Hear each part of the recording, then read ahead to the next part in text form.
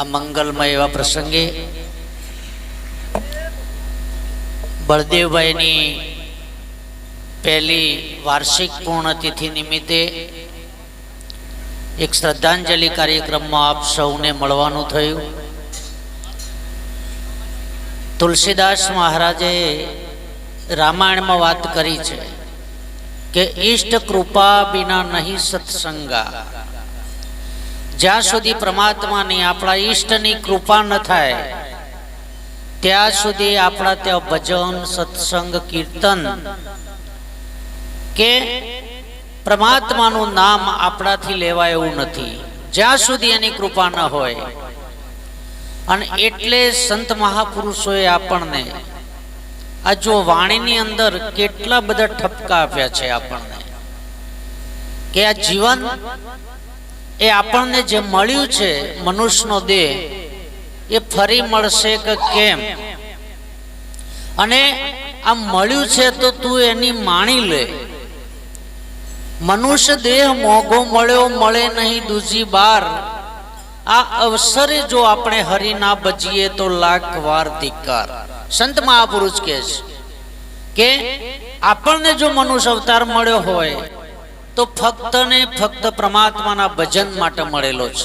અને એટલે તુલસીદાસ મહારાજ રામાયણમાં એક પંક્તિ લખે છે કે જબ તક રહેગી ये जिंदगी फुर्सत मिले नहीं काम से कुछ ऐसा समय निकालो और प्यार કરી લો શ્રી રામ से. તું પરમાત્માને પ્રેમ કરી લે, એને યાદ કરી લે. તું કેમ આવ્યો છે અહીંયા અને આપણે શા માટે અહીંયા આવ્યા છીએ? આપણને એક વિચાર તો આવે, એક પ્રશ્ન પણ થાય કે પરમાત્માએ આપણને મનુષ્યનો અવતાર શા માટે આપ્યો છે?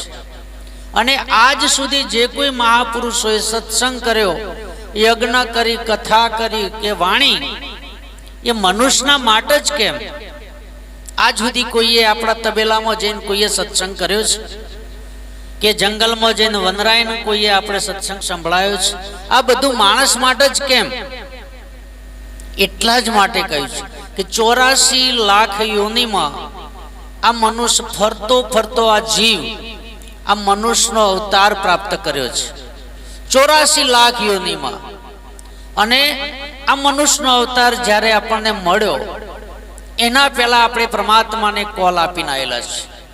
આપણા ઘણાને એવું થાય કે ભાઈ આપણે ભજન શા માટે કરવું પડે, ભગવાનને મંદિરે શા માટે જવું પડે, દર્શન શા માટે? આવું ઘણા થાય. ઘણા એવું પણ કે અમારા મા બાપ છે ભગવાન છે. સનાતન સત્ય છે, જેને મા બાપને ભગવાન માન્યા છે એને બીજે કંઈ માનવાની જરૂર પણ નથી, એવું સંત અને શાસ્ત્ર કહે છે. પણ આપણે પરમાત્માને કોલ આપીને આવ્યા છીએ. ક્યારે કોલ આપ્યો? તો આપણે જ્યારે માના ઉદરમાં હતા, ગર્ભની અંદર, અને તે ઊંધા મસ્તકે આપણે લટકતા હતા. અને એ વખત એટલી બધી પરિસ્થિતિ ગંભીર હતી કે આપણાથી એ વેદના સહન થતી નથી. એટલે હરદમ પરમાત્માને આપણે પ્રાર્થના કરતા, પરમાત્મા તું છોડ, અહીંથી હું બહાર જઈશ ને પછી તારું ભજન કરીશ. પરમાત્મા કે હું તને બરાબર ઓળખું છું, તું પહેલી વાર તો અહીં આવ્યો નથી. સંતોએ કહ્યું છે અને શાસ્ત્રોમાં પણ લખ્યું છે કે 84 લાખ યોની, કેટલીય યોનીની અંદરથી આપણે પસાર થયા છીએ. એટલે પરમાત્માને વિશ્વાસ ના આવ્યો. સતો જીવે બહુ આજીજી કરી એટલે એને કહ્યું કે તું કોઈની જામીનગીરી આપ. આ જીવ કેટલો હોશિયાર છે, એને ગર્ભની અંદર 2 જામીન તૈયાર કર્યા, જેના આપણે જમ કહીએ છીએ, પરમાત્માના દૂત. આ જમે જામીનગીરી આપી અને આ જીવનો પરમાત્માએ છુટકારો કર્યો. તમે જુઓ, આ જીવ પરમાત્માને ગર્ભની અંદર છેતરતો હોય તો બહાર આવ્યા પછી તમને મને છેતર, એમાં કોઈ નવાય? ગમે તેવાને છેતર આવે, પરમાત્માને છેતર અંદર. બહાર આવ્યો ને એટલે 2 અક્ષર બોલ્યો, ઉવા, હું અહીંયા ને તું ત્યો. હવે તારે મારે કોઈ લેવા દેવા નહીં. સતો પરમાત્મા દયાળુ છે. પરમાત્માને દયા આવી કે આ બહાર આવ્યા પછી આ જે પવન અડ્યો છે ને એનાથી આ ભૂલી ગયો છે કલયુગનો, કે ગર્ભવાસમાં ભક્તિ કબૂલી, બહાર આવીને ગયો તું ભૂલી. આ કલયુગનો વાયુ આવ્યો અને દેવામાં ગયો છે ડૂલી યાદ છે, સૌને યાદ છે, આ મરવાની સૌ કોઈને યાદ છે, ચેતી શકો તો ચેતજો, ખાતામાં મોટી ખાદ છે. અને એ ખાદને ભરપાઈ કરવા માટે પરમાત્માએ આપણને આ મનુષ્યનો અવતાર આપ્યો છે. એટલે આ જીવ બહાર આવીને ભૂલી ગયો, સત્તો પરમાત્માને દયા આવી. એટલે પરમાત્માએ આ વિશ્વની અંદર, આ જગતમાં સંતો અને ફરિશ્તાઓને મોકલ્યા કે તમે જાઓ અને જે આ જીવ જે નામ સ્મરણ ભૂલી ગયો છે એને તમે યાદ કરાવો. એટલા માટે સંત મહાપુરુષોએ, ઋષિઓએ આ બધી અહીં વ્યવસ્થા ગોઠવી છે. કોઈ કથા કેવડાવે, કોઈ સત્સંગ રાખે, કોઈ વાણી રાખે, કોઈ કીર્તન, કોઈ તીર્થ, યજ્ઞ, હોમ, આ બધા જે પર્વો આવે છે, પર્વો એટલા માટે ઋષિ મુનિએ કર્યું છે કે આ જીવ કોઈ થોડું થોડું કરતો સારું કર્મ કરે અને એ કોટી જન્મ એવા કેટલાય કર્મો આપણા ભેગા થાય. અને એટલે ગીતામાં કૃષ્ણએ વાત કરી છે કે આપણને 3 કર્મ લાગુ પડ્યા છે. એક ક્રિયામણ કર્મ, સંચિત કર્મ અને પ્રારબ્ધ કર્મ. આ 3 પ્રકારના કર્મ આ જીવને લાગુ પડે છે. પણ ક્રિયામણ કર્મ એવું છે, માની લો કે આપણે સવારે ઉઠ્યા, ક્રિયામણ કર્મ દિવસ દરમિયાન આપણે જે કોઈ કરીએ છીએ એમાં ઘણા બધા કર્મો એવા હોય કે આપણે જેવું કર્મ કરીએ એવું આપણને ફળ પ્રાપ્ત થાય. અને અમુક કર્મ એવું હોય કે એ ફળ પ્રાપ્ત કરવા માટે આપણે રાહ જોવી પડે. ક્રિયામણ કર્મ એવું થાય કે માનો કે સવારે આપણે બ્રશ કર્યો જાગ્યા પછી, તો આપણને એનું ફળ મળી ગયું, તરત આપણું મોઢું સ્વચ્છ થઈ ગયું. આપણે સ્નાન કર્યું, એ પણ કર્મ કર્યું, પણ એનું ફળ આપણું શરીર શુદ્ધ થઈ ગયું. એમ એવા કેટલાય કર્મો કર્યા જેનું ફળ મળી ગયું. પણ અમુક કર્મ એવું હોય, માની લો કે આપણે બાજરી વાવીએ તો 3 મહિને પાકે, રોણ વાવીએ તો 20 વર્ષ સુધી રાહ જોવી પડે, ઓબો વાવીએ તો 3 વર્ષ સુધી રાહ જોવી પડે. એમ અમુક કર્મ એવું છે કે એના માટે આપણે રાહ જોવી પડે. એમ આવા ક્રિયામણ કર્મો જે છે એ માનો કે આપણે દરરોજ 1000 કરીએ ને એમાંથી 300 ની રાહ જોવી પડે. એ ક્રિયામણ કર્મ સંચિત બને. અને એ સંચિત કર્મ જ્યારે ભેગા થાય અને પ્રારબ્ધમાં આવે ત્યારે આ દરેક જીવને ભોગવવા પડે. અને આપણે અત્યારે જે ભોગવી રહ્યા છીએ એ આપણા કર્મનું ફળ છે.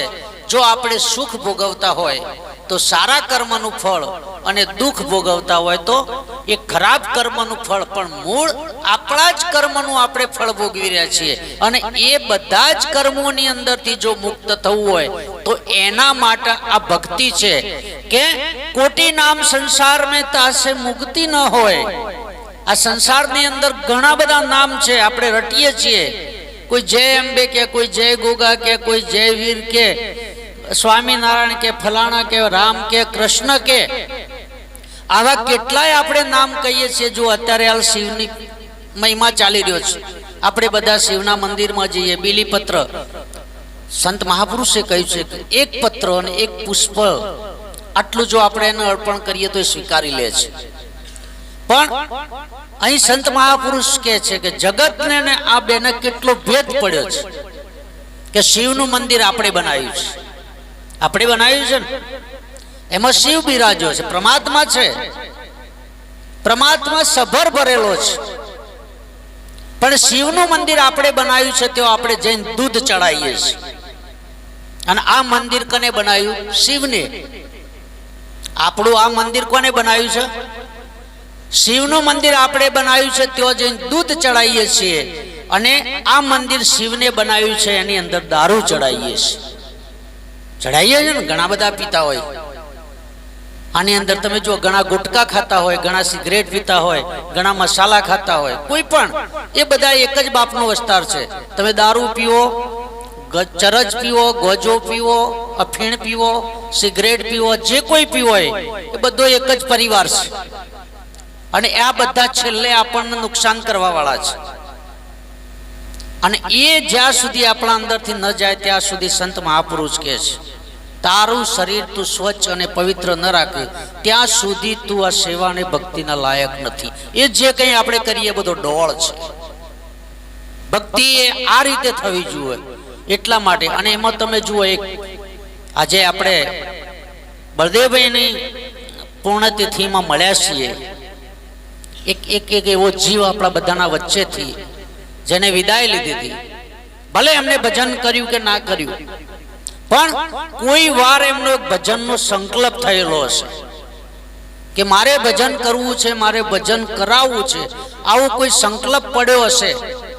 અને એ સંકલ્પ એમનાથી જ્યારે સાકાર નહીં બન્યો હોય, પણ પરમાત્મા દયાળુ છે, કોઈના હૃદયમાં પ્રગટ કરી એ વિચાર ઉત્પન્ન કરે, અને જે સારો વિચાર આવે ને એ જ શુભ ચોઘડિયું, બીજું કોઈ ચોઘડિયું નહીં. આ સારો વિચાર આવી જાય અને એટલે એમનો જે સંકલ્પ હોય ને એ પૂર્ણ કરવા માટે આ પરમાત્માએ દયા કરી છે. એક ડુંગર નામનો દેસાઈ હતો રબારી સમાજ, એક મહાન પુરુષ થઈ ગયો. અને ડુંગર મહારાજની જે ડુંગરદાસની જે વાણી છે ને, એ વાણીને અત્યારે આપણે સમજવી પણ બહુ અઘરી છે. એ મહાપુરુષ એવી વાણીઓ લખી છે, આ જગતને એટલો બધો સંદેશો આપ્યો છે.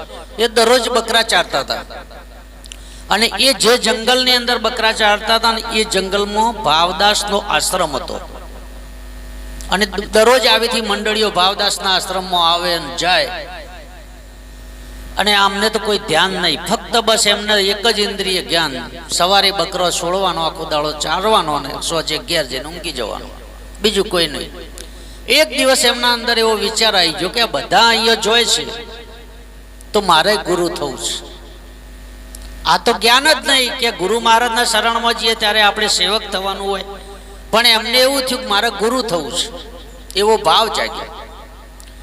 એક દિવસ લાકડીથી ને ફેંકી દીધી અને બકરાને કહી દીધું કે તમે જાઓ, આ નદીનું નીર ને જંગલનો ચારો છે, તમે ત્યાં ચરો ને જલસા કરો, તમારા ને મારા હવે રામ રામ.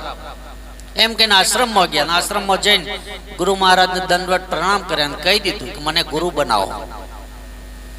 ભાવદાસ કે આનો ભાવમાં ફરક છે, બાકી આજે બરાબર ભાવથી આવ્યો છે, પણ કે તારે શા માટે અહીંયા આવવું પડ્યું? એટલે કે મારે ભગવાનનું દર્શન કરવું છે, મને ભગવાનનું દર્શન કરાવો. કે ગોડા, એટલો બધો ભગવાન રસ્તામાં નથી પડ્યો કે તને તરત દર્શન થઈ જાય. એટલે કે કયો છે ભગવાન, મને બતાવો, હું ત્યો જઉં દર્શન કરું. કે કૂવામાં જઈને ઊંધા લટકવું પડે, અને કૂવાના વચ્ચે આપણે ઊંધા લટકીએ ને તાણે પરમાત્મા મળે. કે એ તો કોઈ એટલી બધી અઘરી બાબત નથી. આ તો જેને આ તાલાવેલી લાગે છે, જેને પરમાત્માને મળવું છે. આ તો જંગલમાં જો ને કૂવો મળ્યો, કૂવો હોદ્યા પછી એક લોબુ લાકડું લાવ્યો અને કૂવાના વચ્ચોવચ્ચ લાકડું મૂકી 2 પગ ઊંધા લટકીને અંદર લટકતો થઈ ગયો. મારે પરમાત્માનું દર્શન કરવું છે, બસ એક જ લગન. જેમ મીરાને લાગી ને, મીરા લાગી લગન મેં તો હો ગઈ મગન, એમ એને એવી લગન લાગી. અને એક દિવસ થયો,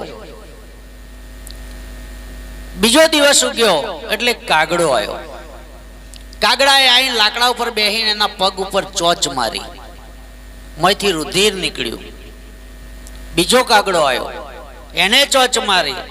એમ કરતા કરતા આખા કાગડાઓનું ઝુંડ ત્યાં આવી ગયું, ટોળું આવી ગયું, અને બધા કાગડાઓએ એના શરીરને ચોદો કરી નાખ્યા. ઊંધો લટક્યો છે, બસ અંદર એક જ આશા, મારે પરમાત્માનું દર્શન કરવું છે.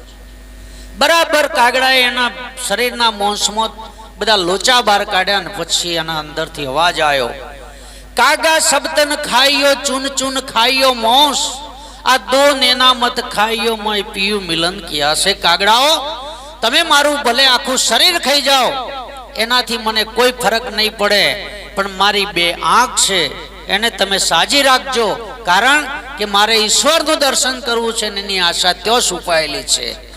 એટલે ત્યાં એ અવસ્થામાં પરમાત્માને ત્યાં પ્રગટ થવું પડ્યું. અને જ્યારે પરમાત્મા મળે ત્યારે પછી કોઈ આધિ વ્યાધિ ઉપાધિ આ બધું આપણી જોડે રહે. એને બહાર કાઢીને હાથ લગાવ્યો ને તો કાયા એની હેમની બની ગઈ, અને એ તો રાજી થઈ ગયો. જો દોડતો દોડતો આશ્રમમાં કે મને ભગવાન મળ્યા, મને ભગવાન મળ્યા, મને ભગવાન મળ્યા. ગુરુજી કી હું હવે કેટલાય વર્ષથી આશ્રમ લઈને બેઠો છું, જે મેં નહીં પાડ્યા, અને તું આ 3 દાડામાં એવું કહે છે કે મને ભગવાન મળ્યા. કે હા, મને ભગવાન મળ્યા છે. અને બેસી ગયો ભજનમાં. પણ ભાવદાસ મહારાજ હતા ને, એ ભક્તિ કરતા હતા, આશ્રમ ચલાવતા હતા, પણ એમના અંદર થોડી ત્રાંત્રિક હતી.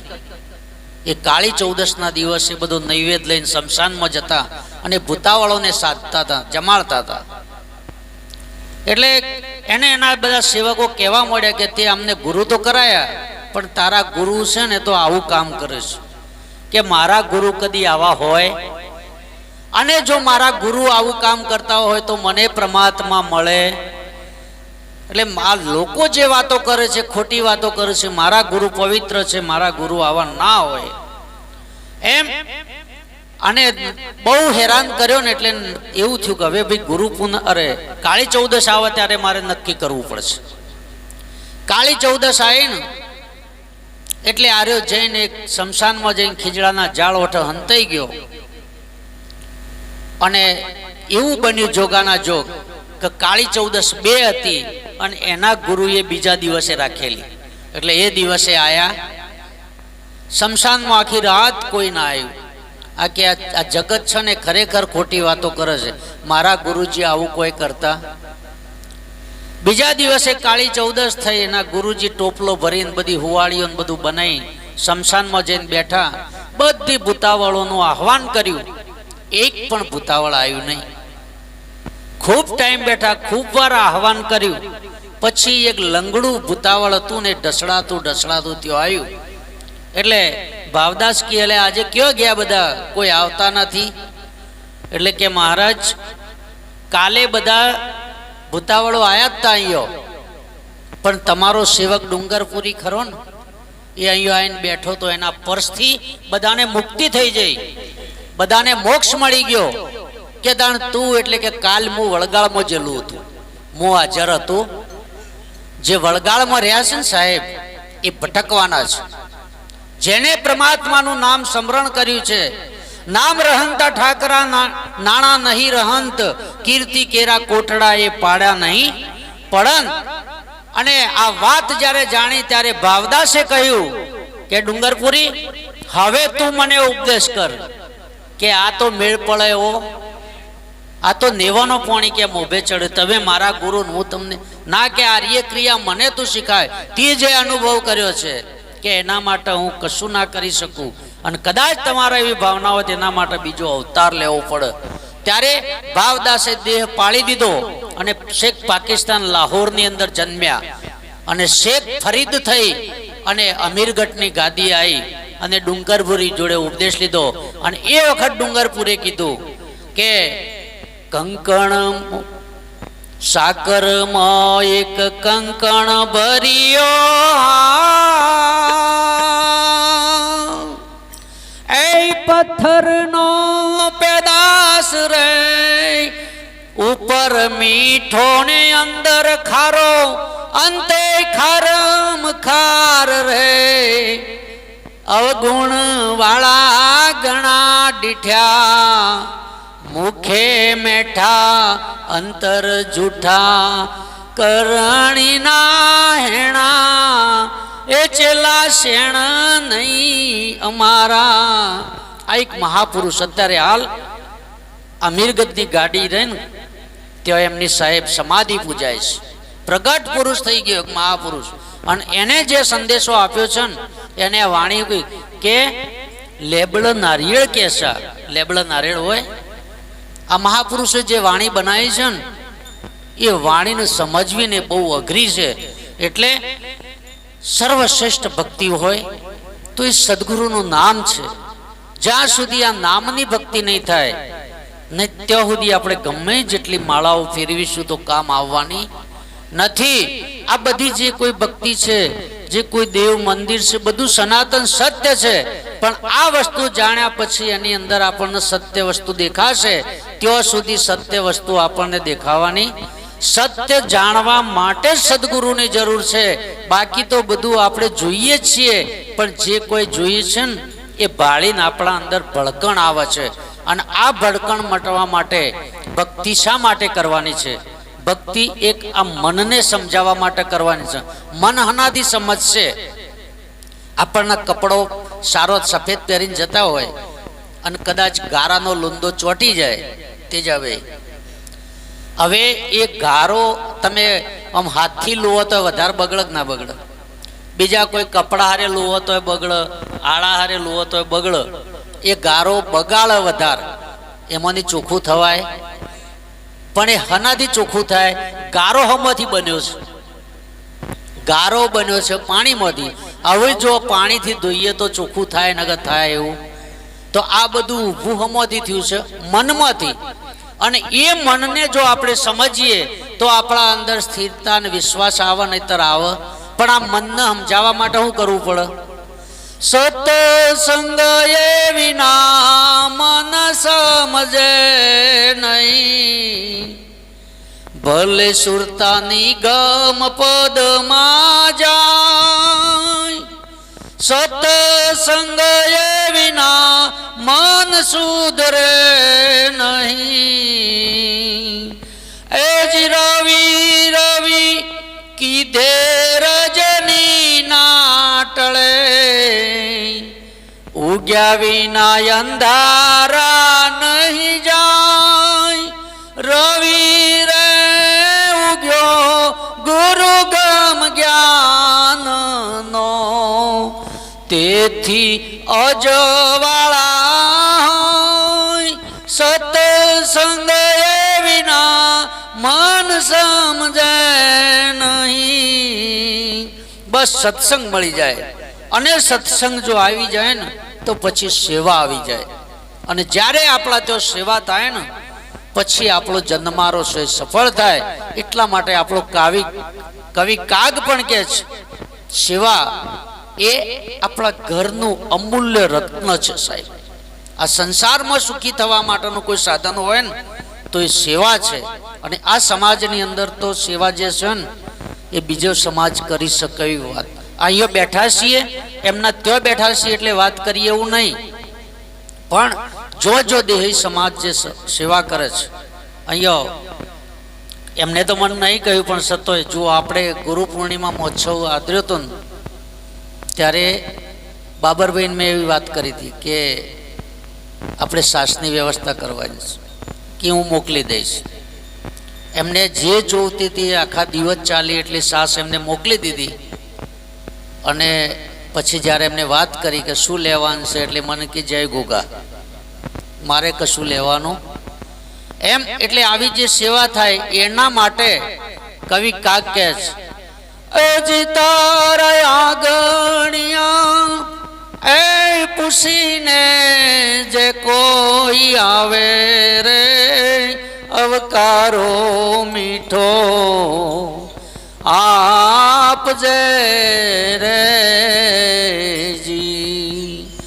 અજી તારી કાને રે એ સંકટ સંભળાવે રે, બને તો થોડું કાપજે રે જી. પેલા એને પાણી પાજે, સાથે બેસી ખાજે રે જી. અને ચોપારે એ સુધી વળાવા જાજે રે, આવકારો મીઠો આપજે રે જી. આ કવિ કાગને કીધું ત્યારે ઋષિ મહાપુરુષોએ વાત કરી કે જ્યારે બેનો રોટલા બનાવતા હોય ને ત્યારે બે રોટલી મુખ્ય છે. અને જેના ત્યાં આ બે રોટલી બનતી છે ને સાહેબ, એના આ પેઢી ચલાવવા માટે એટલે કે સંતાન પ્રાપ્તિ માટે ક્યારેય કોઈ દેવી દેવતા કે કોઈ ભુવા કે કોઈ જ્યોતિષ કે કોઈ સાધુ મહારાજ પણ ક્યારેય મસ્તક નહીં નમાવવું પડે. એવા ઋષિ મુનિઓના વચન છે કે પહેલી રોટલી જે બને રસોડામાં એ ગાય માટે, અને છેલ્લી રોટલી જે બને એ કૂતરા માટે. તમે જુઓ, પહેલાં જે ગયડા માતાઓ હતા ને હાથની હથેળી જેવડી, પણ એ કૂતરા માટે રોટલી બનાવતા હતા. પણ હવે સમય બધો બદલાઈ ગયો છે. આ એક થોડુંક હાસ્યનું આટલું ઉદાહરણ આપીને હું વાણીને વિરામ કરું. થોડો સમય બદલી ગયો, આપણું જીવન પણ થોડું ઉતાવળિયું થઈ ગયું બધાનું. પહેલાં જે વડવાઓ હતા, આપણા દાદીમાં, આપણા દાદાઓ હતા, ત્યારે શાંતિનું જીવન હતું અને પહેલી રોટલી બને એટલે માતા પહેલી ગાયને ખવડાવી દેતી અને એ પણ ઘીવાળી કરીને, કોરી નહીં. અને અમે કોરી રોટલી ખવડાવાય નહીં, કોઈને ન અપાય. લૂકી રોટલી એને ગોજારી કહી છે. એટલે આપણે કેવું થયું, બેને આળસુ બની ગયા એટલે લેટ ઉઠતા હોય અને ભાઈ સવારે લેટ ઉઠ્યા હોય, ઓફિસ, નોકરી, ધંધા, ખેતરમાં જ્યાં કંઈ જવાનું હોય તો બહુ ઉતાવળ હોય, હેડવાના ટાઈમે જ જાગ્યા હોય. એટલે ખૂબ ઉતાવળ કરું ને એટલે પહેલી રોટલી રહે ખાઈ જાય ઉતાવળમાં, નાસ્તામાં. પછી મહેલામાં ટક થાય કોઈ બીજાના ઘેર, બે જણો થોડો વાહણ હોય તો ખખડન એટલે પેલો બોન કે હમણાં ઘેર રોજ ટક થાય છે, પણ મારે તો શાંતિ છો, મારે તો તમારા ભાઈ શું ને હાવ ગરીબ છું, કદી બોલતા નહીં, પણ પહેલી રોટલી ખાતા હોય જેવા હોય. હા, અને છેલ્લી રોટલી ખરી ને એ કૂતરા માટે સંતોએ કહી છે, ઋષિ મુનિઓએ. પણ આ બેન કંજૂસ હોય, લોટ થોડો ઓછો બોધ્યો હોય એટલે છેલ્લી રોટલી ખરી ને એમના ભાગમાં આવે, એ રે ખાઈ જાય. પછી પાછો કોક દાડો તો ટક થાય ને દરેકના ઘેરા તો હોય જ, સંસાર સાથે ચાલ્યું જવાનું. એટલે ઝઘડો થાય ને આડું બોલતો હોય ને બોન, એટલે પાછો ડુસ્યો, 4-5 ડુસ્યો બેઠી હોય તે વાતો કર કે આજ તો ફલવાણાના ઘેર થોડું આવું થયું હતું. એક કીએ તો એરિયા આવી ને તે દાડાની ચેવી છે, આપણે નહીં કહેવું, કારણ કે છેલ્લી રોટલી ખાતી હોય. એટલે આ 2 રોટલીઓની વર રાખજો જીવનમાં. ક્યારેય ગોગા મહારાજના સાક્ષીએ હું કહું કે 2 રોટલી જો આ બનતી છે ને ગાયની, કૂતરાની, એ ઘરમાં ક્યારેય કોઈ જાતની તકલીફ નહીં આવે એવો. અને આપણા ત્યાં તો આવો સમૃદ્ધ દેવ બિરાજો છે, પછી આપણે સેવા જ કરવાની હોય. અને આ એની કૃપાથી આ બધું બની રહ્યું છે, આ એની દયા છે.